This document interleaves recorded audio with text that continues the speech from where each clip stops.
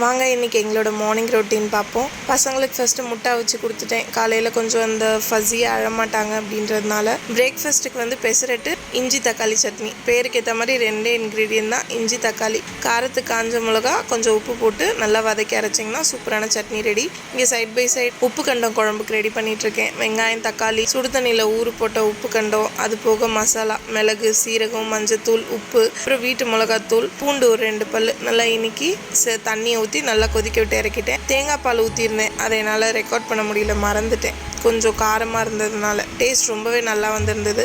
இன்றைக்கி அவருக்கு இதுதான் லஞ்சாக பேக் பண்ணி கொடுத்துருந்தேன். ஆந்திரா பெசரட்டுக்கு நைட்டே ஊற வச்ச பாசிப்பருப்பில் சீரகம் இஞ்சி பச்சை மிளகா உப்பு போட்டு நல்லா அரைச்சி தோசையாக வாத்து எடுத்தாச்சு. தோசையில் லேசாக இட்லி பொடியும் வெங்காயமும் போட்டு செஞ்சுருந்தேன். நான்வெஜ்ன்றதுனால லஞ்ச் பேக்கில் லெமன் வேப்பிலை கறி இரும்பு இதெல்லாம் வச்சு கொடுத்து விட்டேன். இதெல்லாம் நீங்களும் நம்புவீங்களான்னு கமெண்ட்டில் சொல்லுங்கள். வெல்கம் டு திபூஸ் கிச்சன்.